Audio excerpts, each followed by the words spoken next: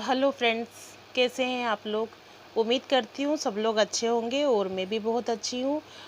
इस बार वीडियो में मैं आप लोगों से कुछ बात शेयर करने के लिए आई हूँ, उसे अदरवाइज़ मत लीजिएगा, बुरा मत मानिएगा ये, क्योंकि ये आप लोग के लिए भी अच्छा है और मेरे लिए भी उतना ही अच्छा है।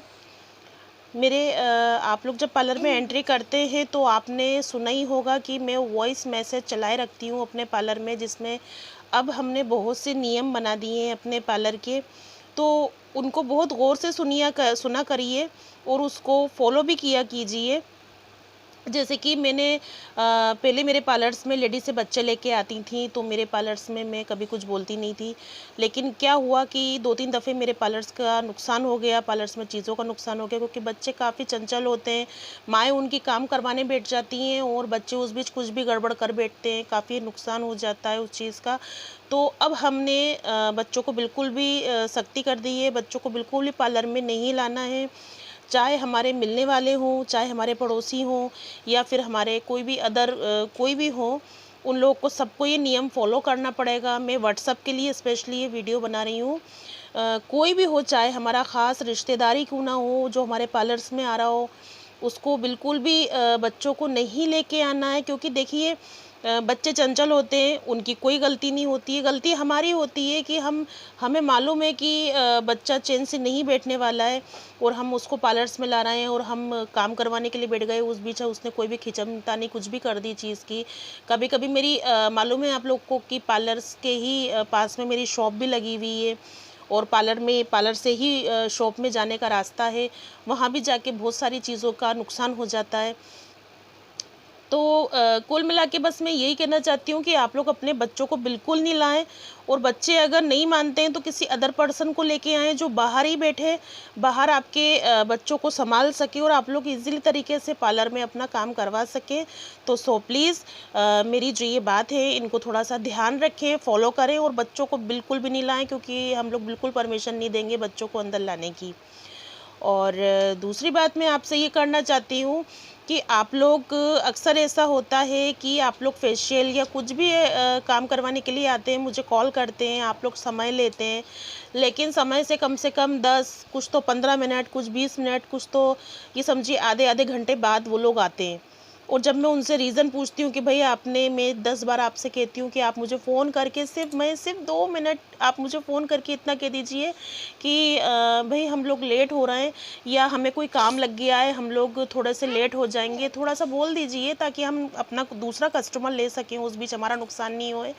तो आप लोग बिल्कुल भी उस चीज़ को फ़ॉलो ही नहीं करते हैं।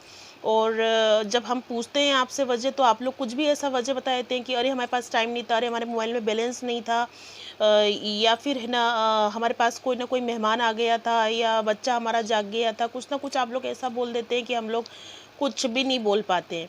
अ, बुरा मानने वाली बात नहीं है। उदाहरण के तौर पे अगर हम डॉक्टर से कोई टाइम लेते हैं, हमें डॉक्टर को दिखाना है, हम टाइम लेते हैं, तो हमें डर होता है कि डॉक्टर हमें नहीं देखेगा तो हम और बीमार पड़ जाएँगे। तो हमें डर होता है, हम समय पे जाते हैं। तो भई पार्लर्स में भी तो आपका ट्रीटमेंट हो रहा है ना। मैं पूरा तरीके से मैं आप लोगों को देखती हूँ, मैं ट्रीटमेंट पूरी तरीके से करती हूँ। आप लोग को मालूम भी है कि मेरा काम कैसा है, हेयर ट्रीटमेंट का, फेस ट्रीटमेंट का। उसके बाद भी आप लोग टाइम के बिल्कुल अपोज़िट जाते हैं। और तीसरी बात ये कहना चाहूँगी कि अक्सर से हमारे कस्टमर आते हैं, वो ये कहते हैं हमसे कि आप हमें ही देखिए, हमारा ही काम करिए। जबकि मैं उनको समझाती हूँ कि भई हमें 2-2 5-5 मिनट के लिए हमें क्रीम या जो भी हम ऑयल्स वग़ैरह लगाते हैं, हमें लगा के छोड़ने पड़ते हैं फेस पे। पर वो लोग बिल्कुल नहीं समझते इस चीज़ को। वो लोग ये कहते हैं कि नहीं, आपका आईब्रो का कस्टमर आ गया है, आपका कटिंग का कस्टमर आ गया है, आपको किसी को नहीं लेना है, आप तो बस हमारी तरफ ही देखो। भले ही आप हमारे पास बैठे रहो लेकिन हमें ही देखो आप। नहीं, ये बात गलत है। देखिए, अगर आप किसी शॉप में कोई खरीदारी करने जाते हैं, तो वहाँ का जो ओनर है, वो आप पे भी ध्यान देगा और आपके साथ जो पहले से ही बैठा होगा कस्टमर या बाद में जो कस्टमर आएगा उस पे भी ध्यान देगा। ऐसा नहीं कि वो आपको देखे वो दूसरे कस्टमर को वो लौटा दे, नहीं, ऐसा नहीं होता है।